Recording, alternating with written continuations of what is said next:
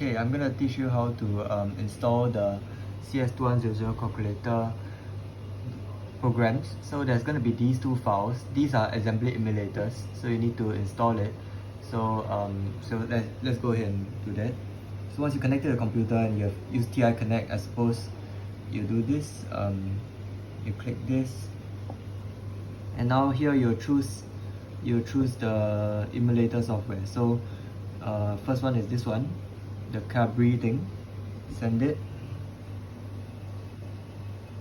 Okay, sending it. Okay, and once it's received, you need to send the other one. This one, RT5s, right? So this is a emulator also. You need both of them, right? One loads the other one. So yeah, so okay, I think it's been sent. And so now if you go to apps, you can click number 2, right, Cabri Junior, and you can see that this thing opens.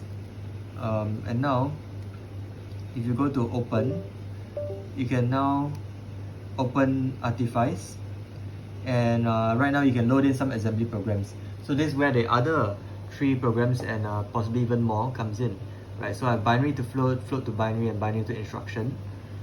So let's go ahead and load it up. So we'll click on this one again, and now we'll find the corresponding files. So in this case, I want to show folder location, show in Finder, and I found these files. So what I'll do is I will copy the path and paste it in. Okay, and so let's load binary to float, send it. Okay, sorry, it says that the program is running, so I must quit the program. Okay, and we try again. Send it, and you see the green bar kind of go past. So now you can run it. So 2, Cabri Junior, go to open, Artifice. It's a bit of a long road, but yeah, so now binary to float. So now you enter a hex, right? So in this case, let's take a look at some existing hex that we can have. Maybe we can have let's see,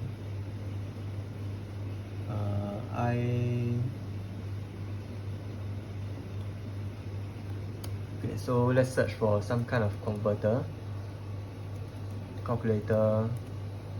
I like this one.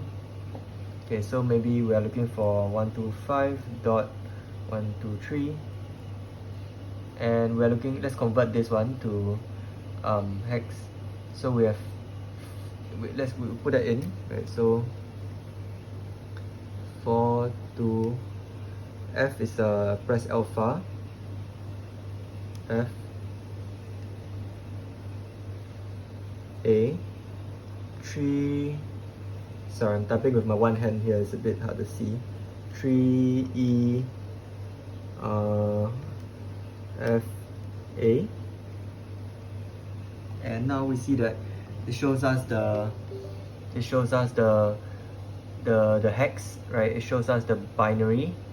You see that for you to check the work, it shows you the sign, the exponent, right? Specifically the biased exponent, right? And the mantissa as well. So you can check that the mantissa matches the calculator online well, and we see that we do in fact get a float number here. So you can try the other ones also. Oops. Yeah, I'll leave it to you to try the other ones.